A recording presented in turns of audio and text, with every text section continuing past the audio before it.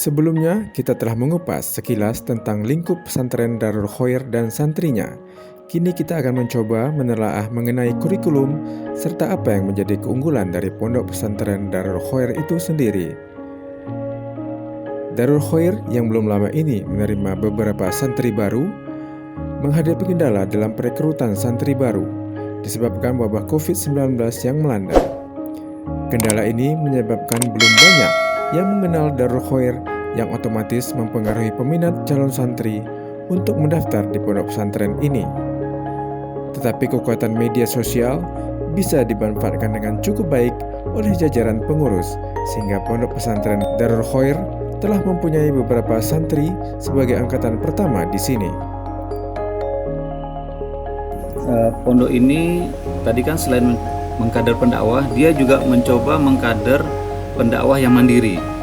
Nah, mandiri ini kami coba tekankan pada dua bidang, mandiri secara kekuatan ilmunya, kemudian mandiri secara muamalahnya. Nah, muamalah ini yang menarik karena di sini diajarkan tibun nabawi. Jadi setiap santri harus memiliki kemampuan ruqyah, bekam, herbal, setidaknya 3 itu. Karena ini nanti ke depannya, apalagi di akhir zaman ini, itu bisa menjadi amalan mereka untuk pengembangan ekonomi. Sehingga diharapkan mereka, kalaupun tidak bekerja, malah menciptakan lapangan kerja.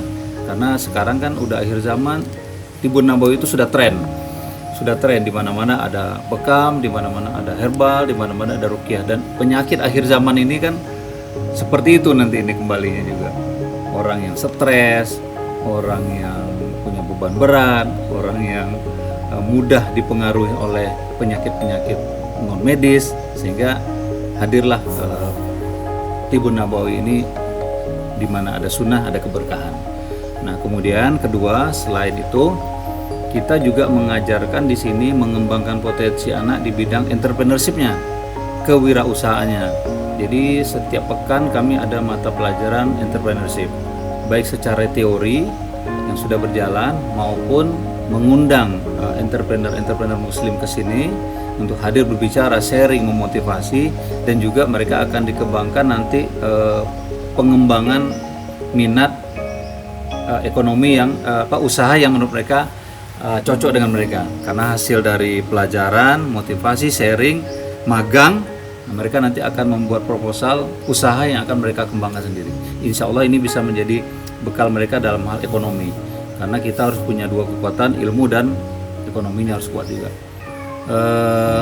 Bagi orang tua yang mencari pondok pesantren ataupun sekolah lah ya, sekolah tingkat alia, sebisa mungkin dengan kondisi sosial, ekonomi, budaya dunia saat ini, kalau bisa idealnya di pondok lah anak-anak kita, masuklah ke pondok. Karena di pondok itu benteng kita 24 jam, kemudian pendidikannya 24 jam, lebih terkawal. Kalaupun tidak bisa ke pondok ya ke madrasah gitu. Tapi lebih ideal di pondok, karena di pondok kita terkondisi. Kalau kita di sekolah SMA ya mohon maaf agamanya kurang sedikit dan juga banyak waktu untuk bermain. Kalau di pondok bisa dikatakan sedikit sekali waktu bermain, itu pun terkontrol, main olahraga atau sendagura di sini. Nah, kalau dengan bagaimana memilih pondoknya, pilihlah pondok-pondok yang pembinanya atau ulama utamanya kita kenal, kita ketahui, dan kita bisa jadikan lihat dia eksistensinya bagaimana.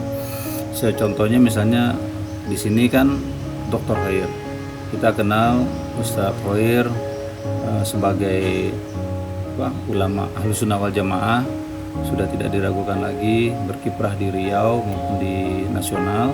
Kemudian juga sudah menulis beragam buku.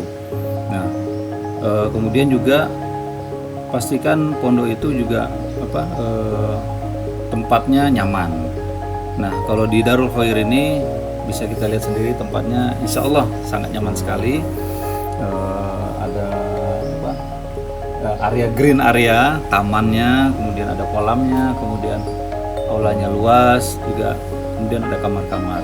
Jadi itu membuat kita nyaman di sini, sehingga anak-anak memiliki suasana yang nyaman untuk menghafal Quran, untuk belajar. seterusnya. Kemudian juga faktor ketiga yang mungkin perlu kita lihat untuk memilih pondok adalah biayanya. Kita coba cari pondok yang sesuai lah dengan kemampuan kita kan. Nah, kalau di Darul Khair ini kami mencoba untuk memahami situasi ekonomi para orang tua. Bahkan bagi yang tidak mampu, kita akan coba carikan pembiayaannya. Salah satu santri kami itu sudah dibiayai oleh tabungan wakaf umat. Kemudian juga SPP sudah didanai oleh donatur. Semoga ini juga bisa meringankan para orang tua. Dan kemudian uang pangkal maupun uang tahunan itu semua bisa dicicil sesuai dengan kondisi ekonomi orang tuanya. Jadi dalam hal belajar itu kita tidak terlalu terbebani oleh faktor finansial lah. Itu bisa kita kompromikan untuk kita cari kemudahannya bagi orang tua. Mungkin begitu beberapa poin untuk memilih pondok pesantren ya. Di samping salah satu poin utamanya lagi adalah mata pelajarannya atau mata kuliahnya. Mata pelajarannya itu apa? Itu kita harus tahu kan. Nah, di pondok sini di Darul Khair khususnya mata pelajarannya selain kitab kuning dan formal, yang uniknya tadi adalah pemberian entrepreneurship dan Tibun Nabawi. Nah, ini menurut kami jarang nih ada pondok pesantren yang memberikan mata pelajaran, memberikan bekal mandiri untuk santrinya. Itu bisa jadi pertimbangan khusus lah buat orang tua, insya Allah. Mungkin itu saja.